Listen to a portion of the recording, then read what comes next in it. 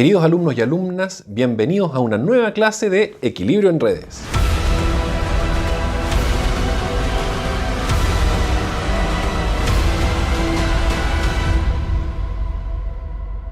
En esta clase de hoy vamos a estudiar un último problema asimétrico de equilibrio, que es el que surge en las redes de transporte público. De hecho, vamos a mostrar cómo se puede modelar el equilibrio de transporte público cuando los usuarios viajan usando itinerarios, y después vamos a mostrar de qué manera podríamos abordar el problema en el caso de rutas de transporte público, mostrando algunas de las complejidades que surgen al hacer esta consideración. Entonces, sin más preámbulo, comencemos. Capítulo 6.4, Equilibrio en redes en transporte público con congestión. Comenzaremos esta clase revisando algunos de los conceptos básicos, para después pasar a introducir el modelo sin líneas comunes, ver cómo podemos aplicar diagonalización para encontrar un equilibrio en una situación sin líneas comunes, es decir, itinerarios mínimos, y después vamos a hacer una introducción al caso con líneas comunes. En verdad, el objetivo de este ejemplo es mostrarles de qué manera la complejidad del problema se puede disparar un poco cuando tratamos de considerar líneas comunes en el contexto de equilibrio. Los modelos operacionales de análisis de redes de transporte público, que pueden venir comercializados como paquetes computacionales, en general desconocen el fenómeno de la restricción de capacidad de los vehículos. En el fondo son programas diseñados para países desarrollados donde podemos más o menos asumir que el transporte público en realidad no opera a capacidad. La mayoría de estos modelos además son del tipo todo o nada a itinerarios, rutas o estrategias mínimas. Es decir, no consideran congestión, asumen que todas las personas pueden escoger su opción preferida y que la capacidad va a alcanzar para todos. Existen algunas excepciones a lo anterior, pero estos modelos también son aplicables normalmente en casos súper particulares. Por ejemplo, Transept considera redes radiales en las que todos los viajes se realizan entre la periferia y el centro, y de esa manera simplifica un poco la modelación de la capacidad y de la dimensión de equilibrio del problema. Estos modelos mencionados hasta ahora consideran por lo general entonces que el tiempo de espera es independiente del flujo de pasajeros y que además el reparto de estos pasajeros entre las líneas atractivas que consideran es simplemente proporcional a las frecuencias nominales de estas líneas. Esto puede ser muy poco realista en redes congestionadas y que van a llevar a asignaciones también poco realistas. En sistemas de transporte público de grandes ciudades y especialmente en países de desarrollo como el nuestro, la restricción de capacidad de los vehículos suele ser activa, lo que significa, primero, que los tiempos de espera pueden empezar a subir con los niveles de flujo y que además el reparto entre las líneas atractivas no va a ser necesariamente de acuerdo a las frecuencias nominales, porque si una línea está más congestionada que otra, esa línea va a ser más difícil que la gente la aborde y el reparto va a tender a cargarse para otro lado. Si se observa congestión en paraderos, por oferta insuficiente de los servicios, los tiempos de espera crecen al aumentar los flujos. Y esto hace que sean necesarios los modelos de equilibrio. ¿Sí? Si hay congestión en los paraderos y la gente puede tener que esperar más porque hay más personas tratando de subirse a los buses o porque los buses vienen llenos, entonces estamos obligados a considerar modelos de equilibrio. Se estudiarán dos situaciones diferentes correspondientes a dos tipos de comportamiento. Vamos a estudiar primero el problema donde los usuarios no consideran la existencia de líneas comunes, es decir, donde los usuarios viajan por itinerarios mínimos. Y después vamos a considerar la posibilidad de que los usuarios perciban líneas comunes y vamos a ver de qué manera podríamos tratar de plantear un problema de equilibrio para resolver esa situación. Para el modelo de líneas comunes, partamos por discutir nuestras hipótesis generales de trabajo. Los viajeros eligen itinerarios sobre la red GN,L de secciones de ruta, de manera de minimizar su costo generalizado de viaje. Y noten acá, o recuerden acá, que cuando en el capítulo 2 vimos el problema de asignación a itinerarios sin congestión, nosotros en el fondo podíamos modelar, para el caso de los itinerarios, las líneas como secuencias de tramos entre paraderos consecutivos y nosotros podíamos decir que las personas viajaban de paradero a paradero y elegían dónde subirse o bajarse de los servicios. En este caso, cuando existe congestión, estamos un poco más obligados a considerar toda explosión de arcos que hacíamos también con el caso de las rutas, donde agregamos un arco para cada posible sección de ruta que nosotros podríamos utilizar. Quizás en este contexto tendría más sentido llamarla sección de itinerario, pero el punto es que, como van a ver un poquito más adelante, vamos a dibujar un arco para cada conexión directa que se puede hacer en cada servicio. Dado que los vehículos tienen capacidad ilimitada, dado que los vehículos poseen capacidad limitada, no siempre es posible abordar el primer vehículo disponible en el paradero porque podría venir lleno. De esta manera, la función de costo asociada a cada sección de línea, en particular el tiempo de espera asociado a cada sección de línea, será creciente con los flujos de las secciones de línea que compiten con ella. Los flujos que compiten contigo cuando tú estás tratando de subirte a un bus son de dos tipos básicamente. Tenemos los que pueden venir arriba del bus y que además se quieren bajar más adelante y que van a ocupar espacios que tú podrías haber ocupado. Y también están los que se están tratando de subir contigo al mismo tiempo en el mismo lugar y que no necesariamente comparten tu mismo destino. Pueden ir a cualquier otro lugar, pero si se suben en el mismo lugar, están compitiendo contigo por capacidad. Acá también podríamos discutir la posibilidad de que las personas que vienen arriba y se bajan en tu propio paradero, quizás no están compitiendo directamente contigo por capacidad, pero sí están generando fricción en el paradero y también podrían tener una influencia en los tiempos de espera y eso habría que modelarlo adecuadamente. Pero no es el caso que estamos estudiando acá. Acá estamos estudiando congestión originada por el efecto de la capacidad de los buses en el tiempo de espera adicional que uno podría tener que sufrir para subir un bus. Si no hay congestión en la red, es decir, si la restricción de capacidad no es activa, el comportamiento anterior genera una asignación a itinerarios mínimos, donde un único itinerario será usado entre cada par origen-destino. Es decir, todos los usuarios escogen su mejor opción y alcanza para todos, así que nadie tiene que sacrificarse acá o elegir algo que no es lo que hubiera querido elegir. A medida que aumenta la congestión, por el aumento de pasajeros, más itinerarios se van a empezar a ser atractivos hasta alcanzar un equilibrio de Wardrop. ¿Sí? Cuando empieza a aumentar la congestión o cuando empieza a aumentar la demanda, empezamos a ver lugares donde la segunda mejor opción comienza a ser atractiva para algunas personas. Otras componentes del costo generalizado, como el tiempo de viaje en vehículo y la tarifa, en este problema que nosotros vamos a estudiar, son fijos. O sea, toda la congestión está capturada en los tiempos de espera, en este modelo que nosotros estamos estudiando. Veamos un poquito de notación, que es bien similar a la que ya conocíamos. Tenemos un conjunto de pares origen-destino y un indicador para pares origen-destino, un conjunto de todos los itinerarios de la red, un conjunto de los itinerarios en un par origen-destino específico y un indicador para un itinerario cualquiera.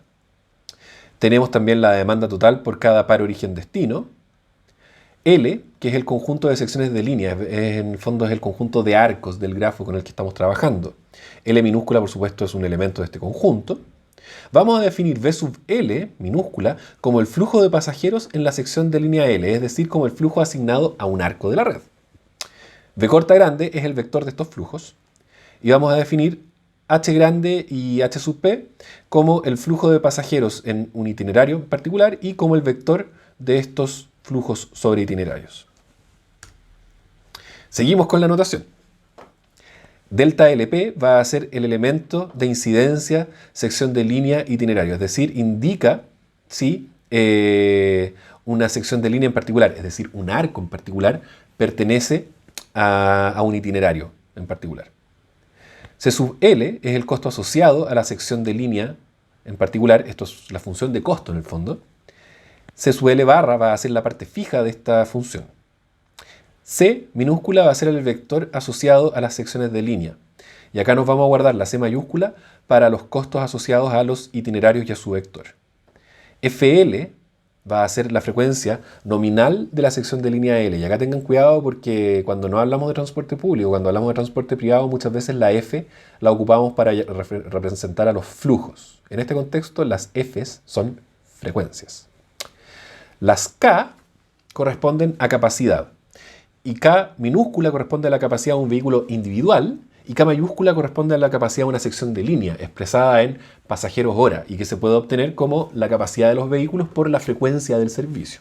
¿sí? Si nosotros tenemos 5 buses a la hora, cada uno que lleva a 200 personas, nosotros estamos entonces transportando a 1000 personas a la hora. Esa es la idea del K grande. Alfa, beta y n son los parámetros de las funciones tipo BPR que nosotros ocupamos para modelar los tiempos de espera, como veremos a continuación. El costo generalizado asociado a una sección de línea dada va a tener entonces una componente fija que no depende del flujo y una componente variable que va a ser creciente con el flujo de pasajeros de esta sección y de otras secciones que podrían estar compitiendo con ellas por capacidad también. A flujo libre, el costo debería ser este.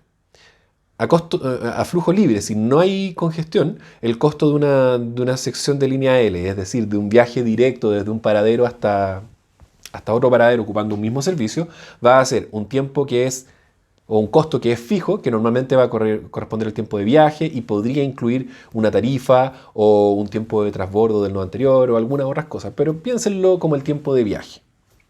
Y este componente de acá, que es el tiempo de espera. Y que si no hay congestión, el tiempo de espera es simplemente alfa partido en la frecuencia, donde alfa puede ser este clásico parámetro de Chiriqui que vale 1 cuando es pasón, que vale 0,5 cuando es regular y que podría tener algunos valores intermedios en otros casos.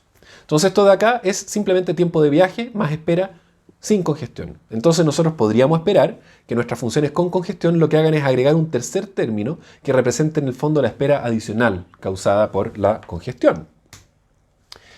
De hecho, en presencia de congestión tenemos esta misma parte de acá, tiempo fijo, espera fija, más un componente que representa la congestión. ¿Y cómo se calcula la congestión? Fíjense, antes de mirar todo esto de acá, que acá tenemos nuestras variables divididas por una capacidad y elevado a n y multiplicado por p. Por lo tanto, esto que hay acá es un número, pueden entenderlo como un ratio o como una proporción de saturación del paradero, ¿sí?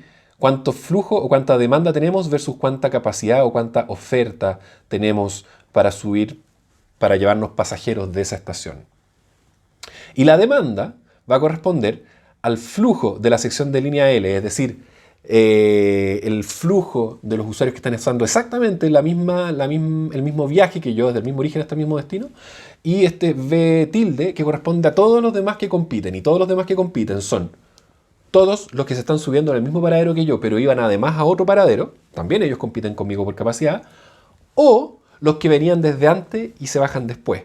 Entonces V tilde en el fondo es la suma de varios otros V que dependen de cuál L estamos mirando en particular. Todos los otros que compiten conmigo. Como está definido acá. Si L y M son secciones pertenecientes a diferentes líneas de la red, las interacciones son simétricas. Si estamos comparando el efecto del recorrido 205 versus el flujo o la espera del 205 versus el flujo del 210, claramente ahí no hay interacción. En principio, podríamos pensar en sistemas donde los paraderos además se ocupan por las mismas personas para subirse a distintos servicios y se estorban entre sí, pero no estamos modelando fricción en los paraderos, estamos modelando el efecto en los tiempos de espera con esta forma todavía posiblemente un poco todavía simplista, pero es un punto de partida que ya complica bastante el problema. Estudiamos un poco las interacciones de este modelo. En primer lugar, observamos que, dadas nuestras hipótesis de trabajo, si dos secciones pertenecen a líneas, a servicios distintos, entonces no existe interacción, ¿sí? Las personas viajando arriba de un servicio de, pongamos, la línea 5, no van a afectar los tiempos de espera de las personas que se están tratando de subir a un itinerario o a una sección de la línea 2. Entonces, en ese caso, las interacciones son simétricas e iguales a 0. Van a haber interacciones entonces cuando miremos secciones de la misma línea, porque ahí puede haber competencia por capacidad. Y podemos identificar 3 casos. Podemos pensar en secciones que comparten nodo inicial, secciones que tienen traslape y secciones que no tienen traslape. Veamos los 3 casos. En este ejemplo de acá podemos identificar instancias de las 3 situaciones. Enumeramos los posibles viajes directos que podemos hacer sobre esta red, que corresponden a las secciones de itinerario disponibles en este corredor de acá. Y seleccionamos vamos a seleccionar distintos pares y los vamos a estudiar porque tienen distintos tipos de interacciones. Veamos, por ejemplo, el costo del arco 2 y el costo del arco 6. Estamos hablando acá de dos itinerarios que comparten el paradero de subida. Y vamos a ver las funciones de costo, pero pueden ver ustedes inmediatamente en la pantalla que ya dice que son interacciones simétricas y conceptualmente tiene mucho sentido. Porque cuando tú estás en un paradero y hay personas tratando de subirse a la misma micro que tú, todas compiten por capacidad en forma pareja y no influye en nada el paradero al que se dirigen. Eso es lo que estamos viendo acá. Veámoslo en más detalle. La función de costo del arco 2 es un costo fijo más alfa por una frecuencia, más beta y n. Lo que importa en verdad acá, lo que nos importa es cuáles son los b cortas que van acá arriba. Y dijimos que aparecía primero el flujo del mismo arco, de la misma sección, obviamente, y después está este flujo compitente asociado al arco 2. ¿Y cuál es el flujo compitente? El flujo compitente dijimos, arcos que tienen el mismo paradero de origen, o sea, el arco 6, V6, y arcos que pasan por el paradero B y siguen más adelante, que en este caso serían el 4 y el 5, por eso 4 y 5. Si hacemos lo mismo mirando 6, ustedes se dan cuenta que los que compiten con él son los que comparten el mismo paradero de origen, que en este caso va a ser el 2, y todos los que pasan por el B, que ya los habíamos calculado antes. Entonces ustedes pueden darse cuenta que por construcción las secciones que salen del mismo paradero van a tener los mismos flujos en su función de costo. Por lo tanto, de ahí sale directamente que sus interacciones tienen que ser simétricas. Si miramos secciones que se traslapan, como por ejemplo 4 y 6, ¿se fijan que acá hay un traslape? Acá es donde ocurre la asimetría. Y la asimetría ocurre porque los de 6 se están subiendo en un paradero donde el 4 ya viene arriba. Y a los usuarios del 4 no les afecta en nada que estos de 6 estén subiéndose acá en su propio tiempo de espera. Ellos ya están arriba del bus. ¿De qué manera te podría afectar lo que pasó cuando ya ibas arriba del bus? Entonces, revisemos las interacciones del costo del arco 4. El arco 4 no tiene ningún arco que traslapa, por lo tanto es 1, 4, 5, que es lo que aparece acá. Y para el arco 6 ya lo habíamos calculado antes. Y acá nos damos cuenta que la derivada de 4 con respecto a 6 no va a ser igual a la derivada de 6 con respecto a 4. ¿Por qué?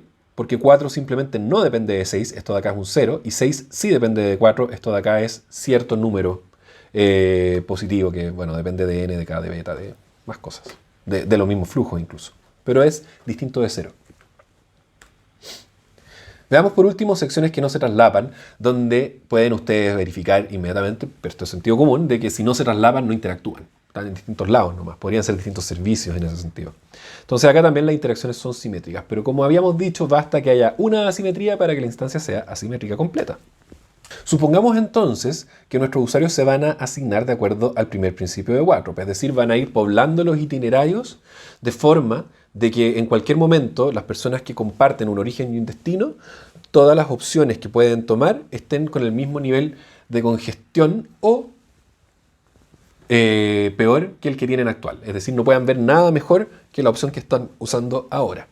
Y eso equivale, ustedes saben, al principio de Wartrop, que lo podemos plantear de esta manera. En general, el jacobiano de este problema podría ser asimétrico. Luego, no existe un problema convexo de optimización que sea equivalente a las condiciones de equilibrio de Wartrop y estamos medio obligados a diagonalizar. Vamos a plantear entonces el problema como una desigualdad variacional que puede ser expresada tanto en términos de itinerarios como secciones de línea. Acá las H, que siempre se habían llamado rutas, en este contexto se llaman itinerarios porque los itinerarios y las rutas en transporte público no son exactamente lo mismo, pero como concepto es la misma idea, es un camino para ir de un origen a un destino. Y tenemos acá los flujos en secciones de líneas, que son los flujos en arco de nuestro problema anterior.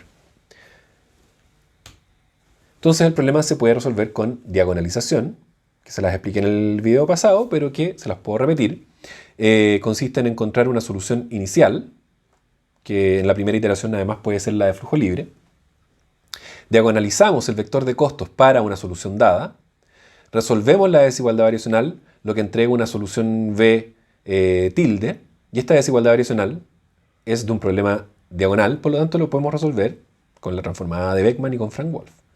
Hacemos un test de parada, que en este caso tiene que ver con la diferencia nomás de los flujos de iteraciones consecutivas, y si nos conforma ya el nivel de diferencia, entonces podemos parar. Y si no, seguimos iterando hasta que veamos esta convergencia que queremos alcanzar. ¿Cómo se resuelve la desigualdad variacional del paso 3? Bueno, como les decía recién, es un problema diagonal, por lo tanto lo podemos convertir a la transformada de Beckmann y podemos aplicar Frank-Wolf para resolverla sin tener que enumerar los itinerarios. El algoritmo de diagonalización resuelve en forma exacta el problema de asignación de equilibrio de tráfico, es decir, con demanda fija en redes de transporte público sin consideración de líneas comunes, como hemos visto hasta ahora.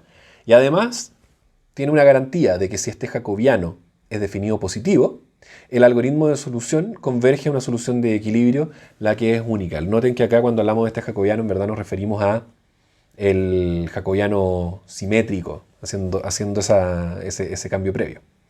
Si este jacobiano no fuera definido positivo, la solución puede ser múltiple. Y si el algoritmo converge, por lo menos tenemos garantía de que igual es un equilibrio. Así que podemos probar igual. No perdemos nada probando suerte. Veamos entonces ahora un ejemplo de aplicación. Vamos a tomar una red, que ustedes pueden entenderla como que fuera una especie de red de metro, donde la línea 1 tiene esta frecuencia que está acá, de 30 vehículos por hora, se entregan los datos para las demás. La capacidad práctica en este caso es de 800 pasajeros por vehículo, lo que confirma que esto de acá tenemos que interpretarlo como una red de trenes o de algo por el estilo.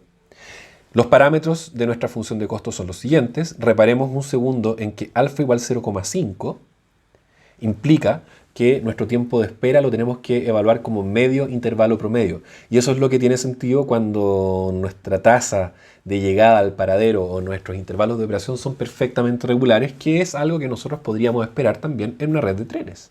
Por eso alfa igual 0,5 acá y no 1 como lo solemos ocupar en otros ejemplos. Tenemos también demandas entre el par 1,3, entre el par 1,5 y el par 2,5. Noten también acá que todos los tiempos fijos, todos los tiempos de todos estos arcos son directamente 5 minutos. ¿Ya? Entonces, con esa información, lo primero que hacemos para empezar a resolver el algoritmo es construir las funciones de costo de cada uno de estos arcos. Veamos, por ejemplo, en el arco 1. En el arco 1 tenemos 5 minutos fijos de viaje, más 1 minuto promedio de espera, que viene de una frecuencia de 30 vehículos por hora, que es esta que está acá. 30 vehículos por hora significa un vehículo cada 2 minutos, pero como dijimos alfa 0,5, eso nos da 1 minuto. Por eso 5 más 1, 6. Es la parte fija. Y la parte variable tiene esta forma, que acá aparece beta. Aquí abajo tiene que aparecer la capacidad total, ¿cierto? Que es la capacidad de un vehículo multiplicado por la frecuencia nominal. Esa es la capacidad total en pasajeros hora. El n era 2, simplemente ponemos acá arriba y tenemos que fijarnos cuáles son los otros flujos de esta red que compiten con el propio flujo. Entonces ponemos acá V1 y el otro flujo que compite es simplemente el flujo de 3, que es el otro que sale del mismo paradero. Construimos los demás costos. Vamos a poner atención más que nada a las interacciones. El costo del arco 2, por ejemplo, va a depender del propio flujo del arco 2 más el flujo del arco 3. Y acá alguien podría preguntarse, ¿por qué no el flujo del arco 4? No, porque el arco 4 es otro servicio. Estamos solamente mirando los arcos del mismo servicio, porque esos son los que compiten por capacidad. El costo del arco 3, que es este que está acá arriba, va a competir solamente con el 1, porque es el otro que parte desde el mismo paradero. Y los otros arcos tienen funciones triviales, porque son simplemente diagonales, porque no hay otros arcos del mismo servicio en esta red de acá, que es una red trivial chiquitita de ejemplo. Entonces estas son nuestras funciones de costo. Lo primero que hacemos ahora para resolver el problema es obtener una solución inicial factible. ¿Y cómo podemos obtener una solución inicial factible? Tomando costos de flujo libre, que se obtienen evaluando las funciones anteriores en cero. Recuerdan, por ejemplo, que este arco de acá tenía 5 minutos de tiempo de viaje más 1 minuto de espera, por eso este es un 6. El arco 3 va a ser 5 más 5, 10 más 1, 11 y así. Pero bueno, ustedes pueden simplemente ponerle un 0 a las funciones de costo que calculamos antes y obtener estos valores. Con estos valores nosotros podemos obtener entonces una asignación inicial a flujo libre. Y esa asignación se va a ir simplemente por los itinerarios mínimos. Si nosotros asignamos las demandas que mostramos en la diapositiva anterior, y ustedes quedan, por supuesto, como siempre, invitados a revisar este ejercicio con lápiz y papel para soltar la mano, obtenemos las siguientes demandas en cada arco para cada uno de los pares origen-destino. ¿Sí? El par origen-destino que iba de 1 a 3 se asigna completo por este arco de acá, que es el más rápido. Obviamente no se iban a ocupar este y después bajarse y esperar acá y seguir para adelante, ¿cierto? No tendría sentido. Los que van de 1 a 5 lo hacen por el arco 3 y el arco 6 en este momento, y los que van de 2 a 5 lo hacen por el arco 2 y el arco 6.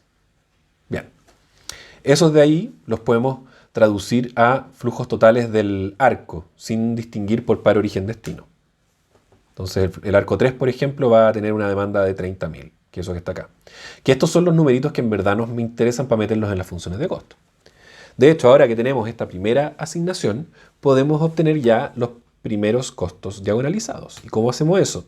Tomamos las funciones de costo y reemplazamos los valores relevantes, que en este caso, para el costo del arco 1 es la asignación del arco 3, y en este caso para el arco 2 también es la asignación del arco 3, que era 30.000, como vimos en la diapositiva anterior. Y todas las demás quedan intactas, ¿cierto? Para obtener una función diagonal. Nosotros podemos desarrollar estas cosas y con eso obtenemos ya un problema diagonal que podemos resolver con Frank-Wolf o con similares. Resolvemos ese problema de equilibrio ocupando Frank-Wolf, y esto de acá admito que no es trivial. Nos estamos adelantando un poco esta parte solamente para ilustrar cómo funciona efectivamente la diagonalización. Pero lo resolvemos con Frank-Wolf, obtenemos estos flujos que están acá y entramos a iterar. Obtenemos en este caso las mismas funciones de costo que en la iteración anterior, por lo tanto nosotros podemos garantizar que hemos convergido. En el fondo obtuvimos el mismo vector de flujo dos veces seguidas, lo que significa convergencia. Entonces esto de acá nos permitió llegar rápidamente a un equilibrio. De hecho, sospecho que si ustedes resuelven ese problema de equilibrio diagonal, no necesariamente van a tener que ocupar Frank-Wolf. Me tinca que esta red es tan pequeña que ustedes simplemente probando números pueden encontrar la solución. O por último pueden decir, supongamos que esta es la solución, la que tenemos acá, y verificar que cumple las condiciones de equilibrio. Que es un poquito como la trampa que nosotros hicimos para encontrar los problemas equivalentes en su momento. En vez de resolver el problema, partimos de la solución y verificamos que es válida. En este caso, si ustedes tienen una bola de cristal y obtuvieron esto y verifican, suponen que la adivinaron y después verifican sus condiciones de equilibrio, es igual de válido. Bien.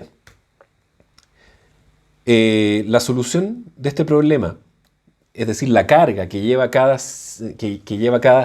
sección de línea, o más bien dicho, segmento de línea. Y voy a aprovechar que ahí me confundí para insistir en la diferencia. Sección de línea es un viaje que se puede hacer directo, pero pasando varios paraderos en el camino.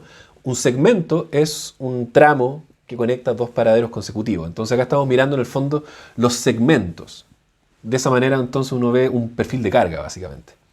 El perfil de carga que nos da nuestra asignación anterior es la siguiente. Por el arco 1-2, nuestra solución de equilibrio asigna 30.000 viajes, que era lo mismo que obteníamos de la solución todo o nada. La solución todo o nada es la que obtuvimos en la iteración 0, entre comillas, la de flujo libre. Para 2 y 3, fíjense que la solución de equilibrio reduce un poco los costos de la solución todo o nada. Y a grandes rasgos lo que está pasando acá es que el equilibrio efectivamente distribuye las demandas. ¿Por qué? Porque la solución todo o nada asume que algunos lugares que algunos arcos están llevando más capacidad o más flujo del que en verdad podían portar. Y el equilibrio de alguna manera redistribuye. Pero vale la pena notar también, este numerito de acá en el fondo es el factor de saturación. Es lo que aparece dentro del paréntesis elevado a n. Y obviamente en la solución todo o nada van todos muy saturados. Miren este de acá, súper saturado. Pero en la solución de equilibrio también tenemos algunos arcos saturados. ¿Y por qué puede ocurrir esto? Bueno, porque nuestras funciones de costo suponen que podemos pasarnos de la capacidad. Simplemente lo penaliza y nuestra función, recuerden que el valor de n hace que sea más parecida a una L o menos parecida a una L. Pero nuestras funciones de costo, si es que el n no es muy alto, están permitiendo exceder la capacidad, pero con una penalidad que es cada vez mayor. Por eso acá tenemos algunos arcos ligeramente excedidos. El algoritmo anterior se puede aplicar entonces para encontrar una asignación de equilibrio cuando los pasajeros viajan por sus itinerarios mínimos. ¿Cómo podemos extender esto para el caso donde los viajeros se asignan a rutas mínimas? Es decir, cuando consideran que existen líneas comunes para hacer un viaje. Cuando no existe congestión, es decir, cuando no hay restricción de capacidad en los vehículos, el conjunto de líneas comunes entre dos nodos está predefinido. Recuerden que eso lo vimos en el capítulo 2. Ustedes saben construir el conjunto de líneas atractivas entre un par origen A y B ocupando el problema o el algoritmo de Tricky y Roillard. Dados los tiempos de viaje y las frecuencias de las líneas que pasan por dos nodos A y B, nosotros entonces podemos determinar cuál es el subconjunto de estas líneas que minimiza el tiempo total esperado de viaje o el costo generalizado de viaje. ¿Sí? Insisto, resolviendo el famoso problema hiperbólico con el algoritmo de Tricky y Roillard. Así, cuando no se modela congestión, el problema conjunto de asignación y de selección de líneas comunes lo podemos separar. Nosotros primero definimos una red Gn,S asterisco, que es la red que construimos poniendo arcos que representan a los conjuntos de líneas atractivas y al costo o al tiempo de viaje que me representaba viajar entre dos paraderos consecutivos sin hacer transbordo entre ellos con el conjunto de líneas atractivas que correspondía. Y sobre esa red nosotros después resolvíamos un problema de rutas mínimas o el problema de asignación. Es decir, podíamos separar el problema de las líneas comunes y el problema de asignación. Las líneas comunes eran un preproceso del problema. Me imagino que ya pueden ver cuál es el problema que vamos a tener acá si es que estamos poniendo tanto énfasis en eso, ¿cierto? Bueno, no solo eso, sino que además nosotros primero definíamos las líneas atractivas, eso nos permitía construir una red que no iba a cambiar más en todo el problema, sobre esa red nosotros asignábamos, y después de que teníamos asignado, lo que en el fondo nosotros sabíamos era, en este par origen-destino, las líneas 1, 2 y 3 son las que se están llevando el flujo. Y después, para saber cuántas personas ocupan la línea 1, podíamos ocupar un reparto en función de las frecuencias para decir cuánto ocupa cada una de las líneas. Esto también va a ser un problema en lo que vamos a ver ahora. Para modelar este problema es conveniente introducir el concepto de frecuencia efectiva, que corresponde a la cantidad de personas por hora que puede ser atendida en un paradero específico por un servicio dado. Y esto de acá sienta una diferencia conceptual con lo que es la frecuencia nominal. En otras palabras, si tú estás en un paradero y el paradero está congestionado, a ti te da lo mismo que pasen 10 buses a la hora, si en realidad la capacidad de esos 10 buses a la hora se ve reducida en un décimo y en verdad es como si pasara para ti un bus a la hora. Eso es la frecuencia efectiva. ¿Cuántos buses efectivamente están pasando en términos de capacidad para las personas que se quieren subir en ese lugar? ¿Y de dónde podemos estimar la frecuencia efectiva? Si es que la frecuencia nominal corresponde al inverso de la espera sin congestión, ¿sí? Multiplicada por ese alfa. Pero pongamos alfa igual 1 para este argumento, para hacerlo más fácil. ¿Cómo podemos generalizar eso para entender entonces cuánto es la frecuencia efectiva? Bueno, la frecuencia efectiva puede ser estimada a partir del inverso de la espera efectiva del paradero, es decir, la espera que resulta cuando consideramos congestión. ¿Sí? Entonces, por ejemplo, si nuestro sistema sin congestión opera con una frecuencia de, pongámosle, 10 buses a la hora, como habíamos dicho recién, 10 buses a la hora nos da una espera promedio de 6 minutos si es que consideramos alfa igual 1. Perfecto, esa es nuestra frecuencia nominal y esa es nuestra espera sin congestión, 6 minutos. Entonces supongamos que ahora el paradero se congestiona y la espera sube de 6 minutos a 12 minutos. Nuestra nueva frecuencia efectiva va a ser la que corresponde a 12 minutos de espera. Así de simple, ¿sí? Que sería 3 buses a la hora. 5 buses a la hora, ¿no? 5 buses a la hora. Estas frecuencias efectivas nos complican bastante el problema, porque hace que las 3 etapas de la versión sin congestión que discutimos recién, que era calcular las líneas atractivas, asignar y después repartir los flujos, no pueden ser hechas ocupando las frecuencias nominales. Por ejemplo, cuando ustedes reparten los flujos, ustedes saben que hay tantos pasajeros ocupando la primera que logren subirse entre la línea 1 y 2, Si la línea 1 está congestionada, eso va a tender a que más gente termine subiéndose a la línea 2. Por lo tanto, deberíamos estar ocupando las frecuencias efectivas en este reparto. Pero ¿cuál es el problema? Las frecuencias efectivas, como les dije recién, dependen de esta espera efectiva. Y esta espera efectiva es la espera congestionada. Y esta espera congestionada depende del flujo. Por lo tanto, las frecuencias efectivas dependen del flujo. Y el problema va más allá. Porque además, si ustedes quieren calcular el conjunto de líneas atractivas, el conjunto de líneas atractivas depende de las frecuencias.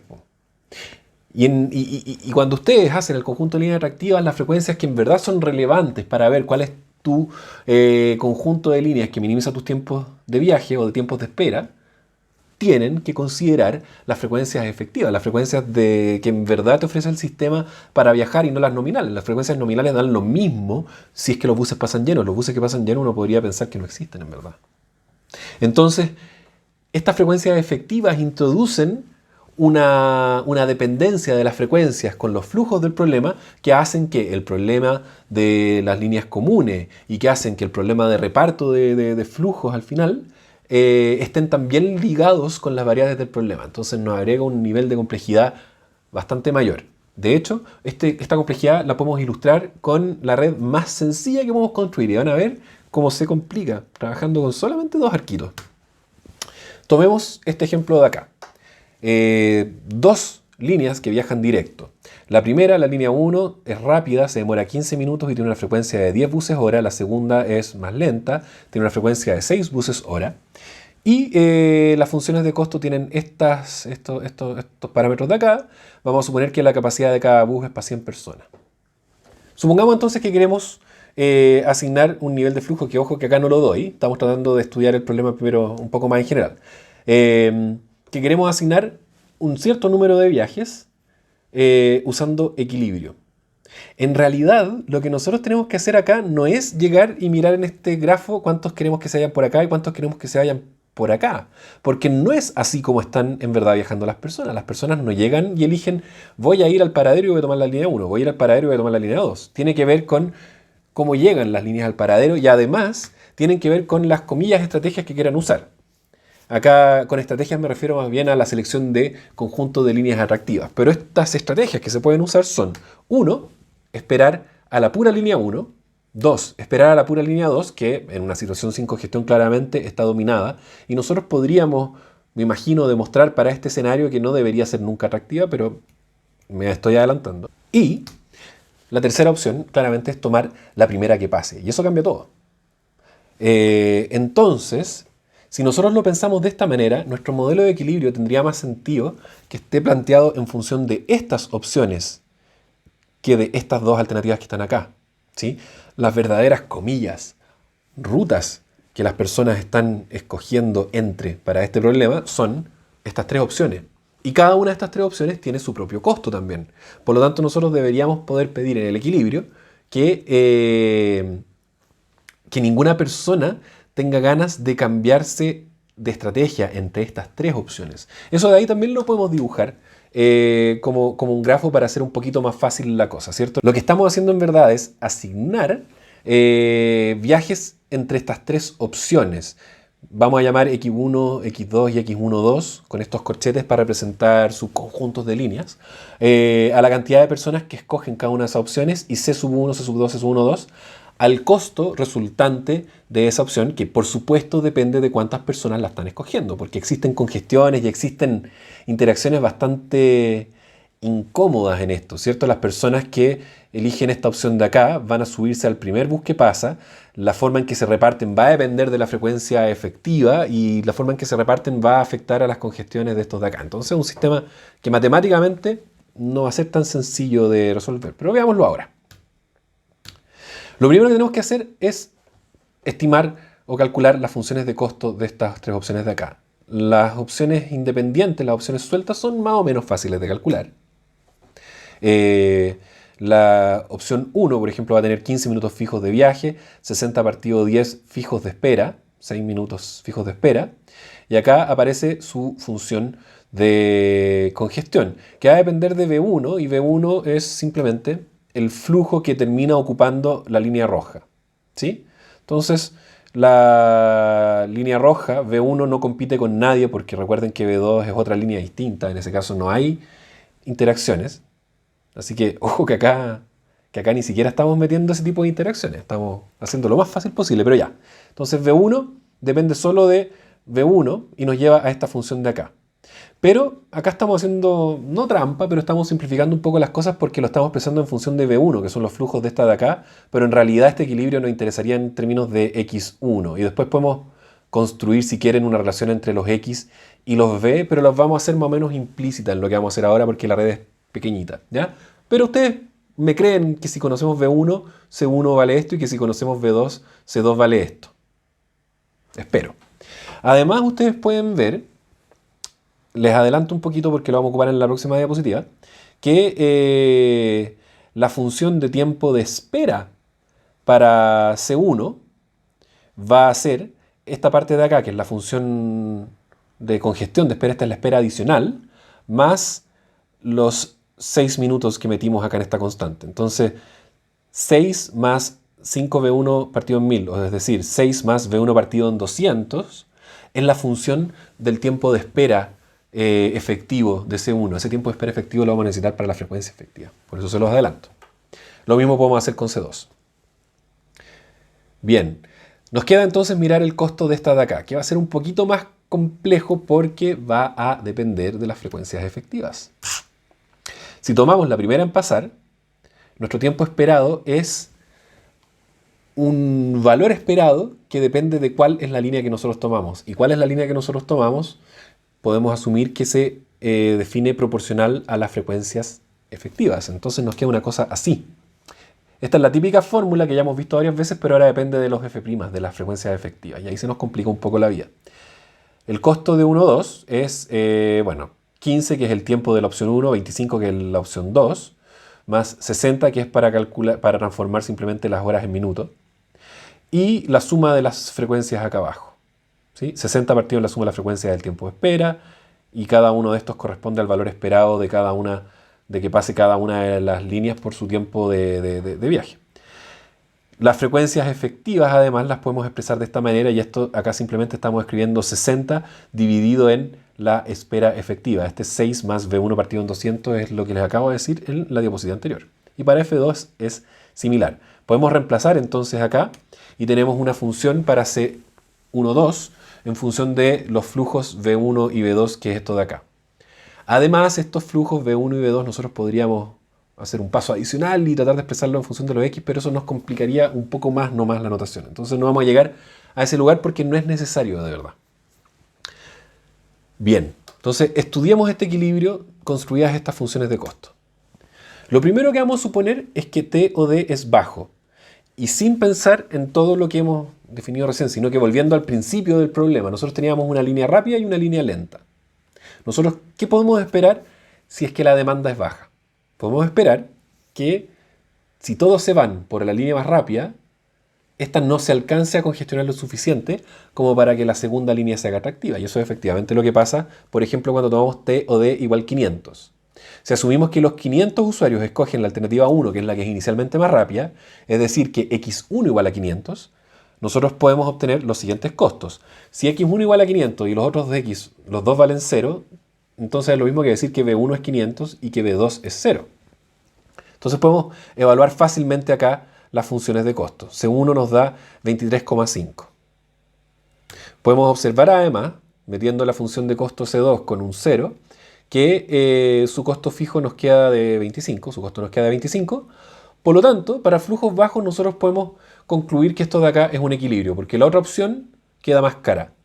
En verdad, acá estoy haciendo un poquito de trampa y yo los invito a ustedes a hacer la prueba de mostrar también que la tercera opción en esta combinación también va a ser más cara. Una forma intuitiva de verla en todo caso es que esta tercera opción debería ser una cosa entre medio de las otras dos.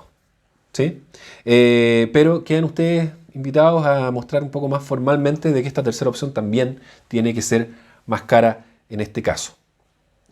De hecho, tenemos una función que depende de B1 y B2 y ustedes tienen los valores de B1 y B2. Pueden simplemente evaluarlos ahí si quieren. ¿Qué pasa entonces para valores más altos de T o D? Por ejemplo, cuando T o D vale 4000. Primero, probemos qué pasa si asignamos todos estos 4.000 en el arco 1, en la opción 1. Si asignamos estos 4.000 viajes en la opción solo 1, el costo de la opción 1 nos va a quedar de 41, que va a ser mayor que el tiempo de viaje de la línea 2, lo que implicaría que, primero, que esta asignación no es un equilibrio y que las líneas atractivas tienen que ser otras.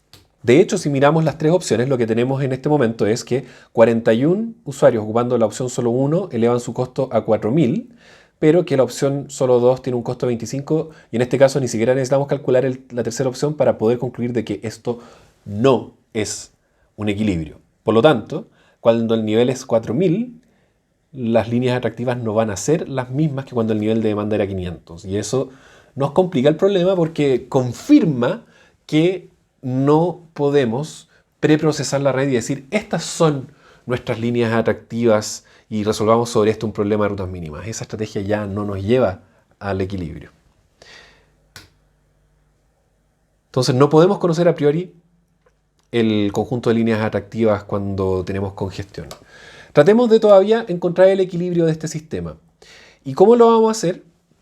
Bueno, observando que si se iban todos por solo uno, entonces la solución dejaba de ser un equilibrio porque esta de acá se podía volver atractiva. Pero por otra parte, nosotros ahora podríamos decir, ya, metamos a gente en la opción solo 2. ¿Pero qué sentido tiene la opción solo 2? Es medio ridícula, ¿cierto?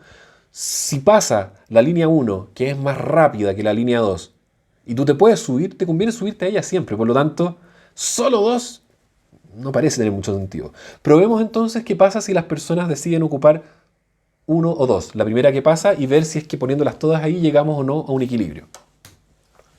Supongamos entonces que los 4.000 usuarios ocupan la estrategia 1-2, es decir, que x1-2 es igual a 4.000 y que x1 es igual a 0, que x2 es igual a 0. Pero si x1-2 es igual a 4.000, los valores del V1 y del V2 de las personas que efectivamente se suben en la línea 1 y se suben en la línea 2, tenemos que obtenerla a partir de este reparto. Y este reparto también se hace con las frecuencias. Entonces, ¿qué es lo que tenemos?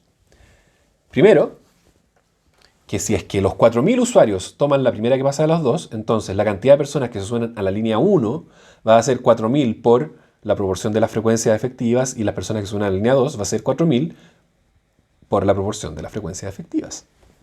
Por su parte, las frecuencias efectivas las podemos calcular como el inverso de los tiempos de espera efectivos. Y los tiempos de espera efectivos, yo les di, o ya discutimos antes, que sale directo de la fórmula de congestión de nuestro problema. Entonces tenemos estos tiempos de espera efectivos. Y ahora pensemos, ¿qué pasa si queremos encontrar entonces o queremos resolver este sistema de ecuaciones? Tenemos que V1 depende de las frecuencias efectivas. Las frecuencias efectivas dependen de las esperas y las esperas dependen de V1 y V2. Por lo tanto, V1 va a depender de V1 y V2, V2 va a depender de V1 y V2. Ah, perfecto. Esto es un sistema de 2x2 donde además sabemos que V1 más V2 es la demanda total. Es 4.000. Bueno, en verdad está dado por esta forma de construirlos acá automáticamente. El punto es que si ustedes hacen todos los reemplazos acá, lo más lejos que van a llegar, así con lápiz y papel, va a ser a la siguiente ecuación. Van a llegar a que V1 es función de esta cosa que también aparece en los V1 y olvídense de tratar de despejar V1 de ahí. Esto de acá se resuelve como un problema de punto fijo. Yo sé que ustedes en economía de transporte creo que aprenden a resolver estos sistemas de punto fijo ocupando la calculadora programable, haciendo una función y después ocupando enter, enter, enter, enter, enter para que se resuelva el mismo problema.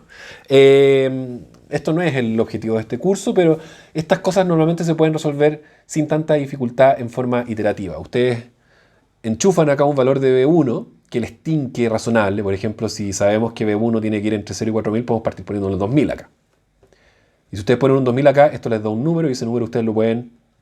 si ustedes ponen un 2.000 acá, les va a dar un número acá y ese número acá ustedes después lo pueden volver a meter acá adentro. Y ustedes pueden hacer esta iteración y esa iteración suele converger. Esto se llama un problema de punto fijo y tienen sus propiedades matemáticas que, insisto, no son parte del alcance de este curso.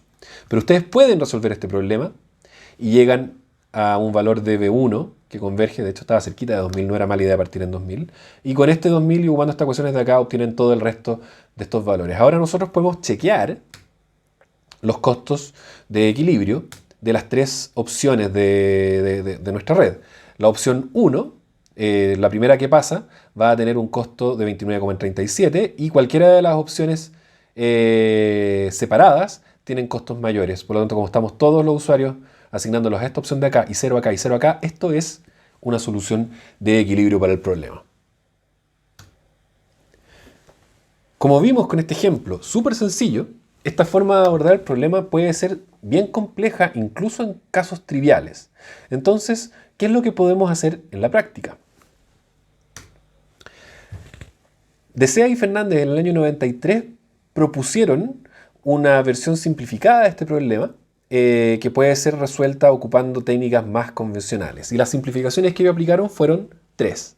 Primero, hicieron un preproceso de la red. Se olvidaron de que las líneas atractivas no las podemos definir todas al principio, pero lo que hacen es entregar desde el principio distintos posibles de conjuntos de líneas atractivas que son disjuntos en la cantidad de líneas que consideran. No se preocupen demasiado de esos detalles, pero la cosa es que eso de alguna manera simplifica un poco el problema. Pero es una simplificación. Claramente aleja la solución de la solución que obtendríamos siguiendo la metodología que estuvimos estudiando recién para un par origen-destino aislado. En segundo lugar, también hace una simplificación con respecto a las funciones de costo, porque la función de costo de tomar la primera que pasa de las líneas 1 o 2, ustedes vieron recién que era una expresión bastante poco amistosa, que tenía estas formas que a la larga se empiezan a parecer a promedios armónicos. La verdad no sé por qué nos aparecen ahí, pero se parecen a promedios armónicos. Entonces, en vez de ocupar estas funciones de costo que tienen esta forma medio fea, Desea y Fernández asumen de que estas funciones también se pueden modelar como especies de BPRs.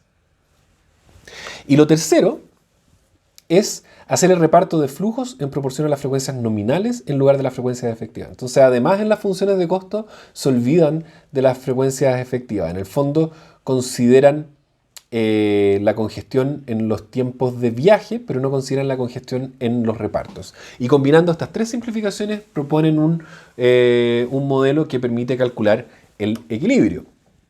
Y acá es donde yo les puedo contar además que en el año 2020 los profesores Larraín, Muñoz, en colaboración con Germán Sumán, un postdoc que trabaja con nosotros, enviamos un paper donde tomamos este problema y lo resolvemos generalizando el análisis que les acabo de mostrar recién. Por supuesto que no es para pares origen-destino tan sencillos como lo que vimos recién. Proponemos un sistema que permite resolver redes completas y que se hace cargo de todos estos supuestos. De hecho, deshace todos estos supuestos. ¿Cómo trabajamos con esto? Una primera dificultad es que tenemos que considerar todos los posibles subconjuntos de líneas atractivas como opción para hacer el viaje. Acá nosotros teníamos 1, 2 y 1, 2, pero si nosotros tenemos 10 servicios, tenemos que considerar los 2 a la 10 subconjuntos que podemos formar ahí.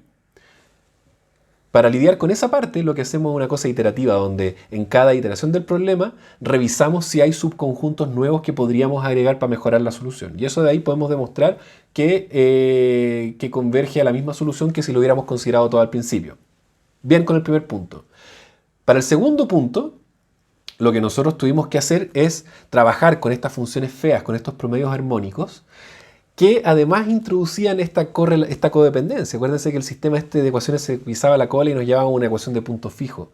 ¿Y cómo diagonalizamos una función que no está planteada explícitamente, sino que como una ecuación de punto fijo? Bueno, nosotros ahí propusimos una aproximación para esta diagonalización, pero que en nuestros experimentos no afectaba a que la solución terminara convergiendo al equilibrio. La demostración de que esta aproximación no echa a perder la convergencia está pendiente todavía. Pero vamos a ver cómo nos va primero con este paper enviado. Y lo tercero es que el reparto también lo hicimos en función de las frecuencias efectivas, que también colabora a que en el punto 2 se genere este problema de punto fijo, pero todo esto lo resolvemos trabajando con una aproximación para la ecuación para las funciones diagonalizadas de costo. Estamos esperando entonces resultados, vamos a ver cómo resulta esto, pero en este momento también estamos súper motivados porque nuestro próximo paso es tomar este modelo y programarlo para probarlo en redes más desafiantes, en redes más grandes y ver qué es lo que pasa. Con eso entonces terminamos la clase de hoy y de paso terminamos también el capítulo 6. En la próxima clase entonces comenzaremos el capítulo 7 donde hablaremos de la asignación óptima de sistema, que técnicamente no es un equilibrio, pero es una asignación que es muy importante porque nos da una referencia de qué tan eficiente podría funcionar una red y hacia dónde nos gustaría impulsar su operación. Entonces, quedan invitados a seguir atentos a estos videos, a seguir participando en el foro y sin quitarle más tiempo me despido. Hasta luego.